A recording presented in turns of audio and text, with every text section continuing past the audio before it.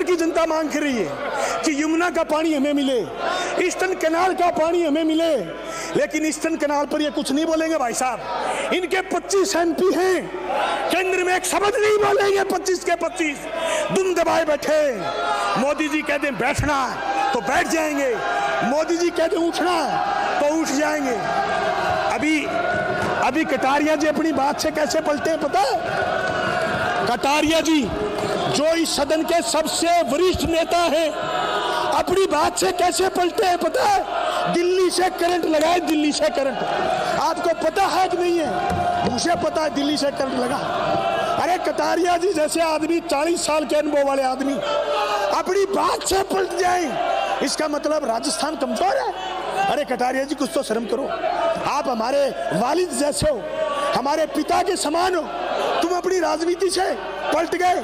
अरे राठौड़ साहब को तो मुख्यमंत्री बनना होगा। राठौड़ साहब बारी आपकी भी नहीं आएगी, बारी आपकी भी नहीं है, क्योंकि आज वसुंधरा जी वाला गुट है ही नहीं यहाँ। आप एकजुट ही नहीं हो, आपकी बारी कैसे आएगी?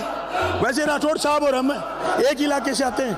अब की बार मैं चूरू से चुनाव लड़ूंगा साहब, राठौड़ साहब को आने नहीं दूंगा। आपको किसी को डरने की जरूरत नहीं, वह राठौड़ साहब को हम सल्टाएंगे, वो अलग बात है साहब। चुनाव कौन कहां से लड़े, लेकिन बड़ी बात यह कि आज भी प्रदेश में, आज भी देश में दलितों के साथ ठीक नहीं हो रहा साहब। बाबा साहब भीमराव अंबेडकर के बनाए संविधान के अनुसार आज भी सभापति महोदय दलितों को घोड़ी से नीचे उतारना, दलितों पर जुल्म करना, और उस जुल्म के साथ जो सामंतवाद की बू आ रही, वो थोड़ा सा इनको ठीक करो।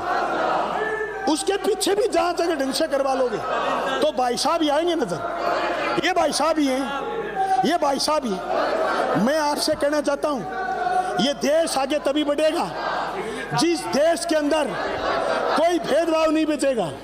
इस देश के अंदर बाबा साहब भीमराव अंबेडकर के बनाए हुए इस कॉन्स्टिट्यूशन की कदर होगी, इस कॉन्स्टिट्यूशन के प्रीम्बल के एक एक शब्द की व्याख्या मजबूत होगी, तब हमारा देश आगे बढ़ेगा।